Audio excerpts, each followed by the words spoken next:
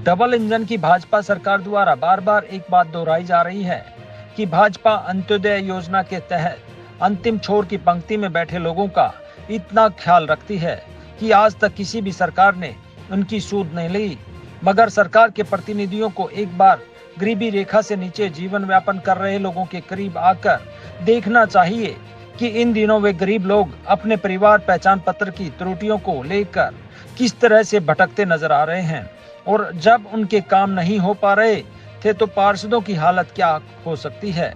इसका अंदाजा इस बात से लगाया जा सकता है कि लोगों से परेशान पार्षद पिछले 3 दिन से नव परिषद में खुद धरने पर बैठकर सरकार को कोस रहे हैं कि लोगों ने इतनी उमंग के साथ उन्हें बनाया था, मगर उनकी स्थिति क्या हो गई है, कोई उनकी सुने तो पता चले। शहर के तमाम पार्षदों के धरने का समर्थन देने पहुंची चेयरपर्सन रजनी विरमाणी और उनके पति इंद्रजीत राजू विरमाणी तथा वाइस चेयरपर्सन राजबाला मलिक और पूर्व पार्षद विनोद राजोरा तथा भगवती देवी ने जगत महान न्यूज के साथ बात करते हुए क्या कहा।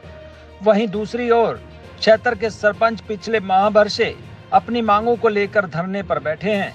सरकार उनकी मांगों पर कितना विचार करती है, यह भी देखने वाली बात होगी।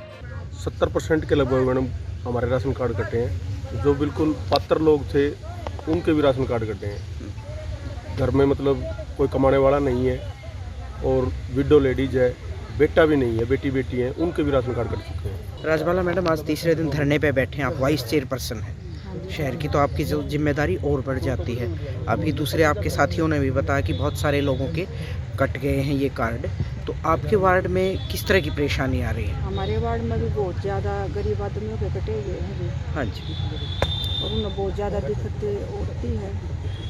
वो SC सेंटर पर जाते हैं, 100 भी रिक्वेस्ट डाले हैं, फिर ज़्यादा आ जाती है। जैसे 2.5 लाख की है इनकम, वो रिक्वेस्ट डालने गए 5 लाख आ जाती है। वो फिर MCO के पास आते हैं ताकि हमारी ये ठीक नहीं हो रही।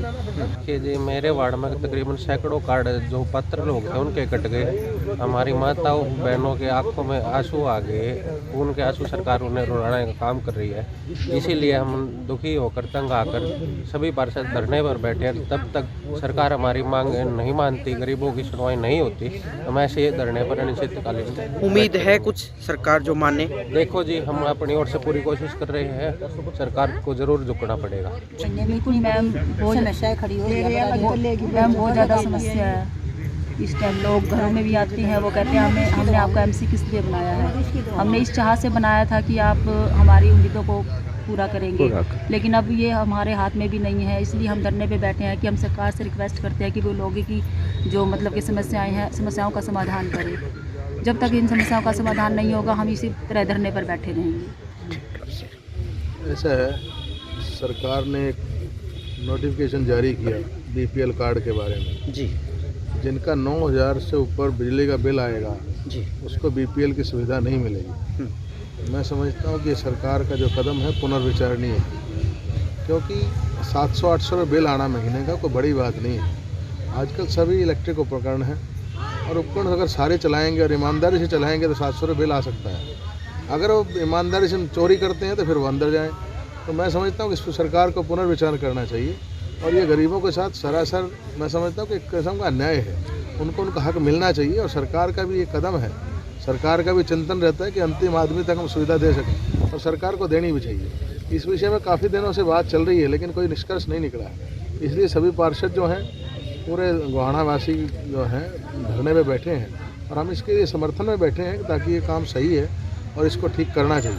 मतलब एक तरफ तो सरकार ने ये कह दिया कि भी अंतिम आदमी तक ये लाभ पहुँचे हर चीज़ का, हर योजनाओं का, एक तरफ से ये क्राइटेरिया इस तरह से फिक्स कर दिया। ऐसे में तो मतलब गरीब आदमियों के तो फिर सारे कट जाएंगे ये तो। इसलिए मैं समझता हूँ कि इन पार्षदों ने अच्छा कदम उठाया है ताकि अपनी बात जो है सरकार तक पहुँचाई जाए, जनता की आवाज़ को उठाया जाए, जनता के दर्द को समझा जाए। इसी दर्द के विषय में सब लोग यहाँ बैठे हैं।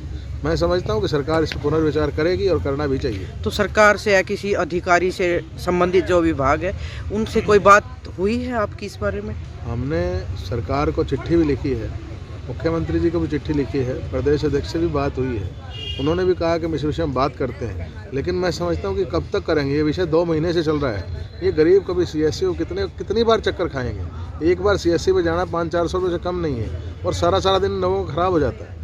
मैं समझता हूँ कि इस पर सरलीकरण हो, ऐसा कोई विषय बने ताकि कोई वहाँ का पार्षद है और नगर परिषद के जो भी अधिकारी हैं जाके सर्वे करें, और सर्वे करके जो भी लगे मौके पर पात्र है उसका हक देना चाहिए, और सरकार का अधिकार भी देना भी चाहिए उनको। जगत महान न्यूज के लिए गोहाना से सारिका नरवाल की रिपोर्ट।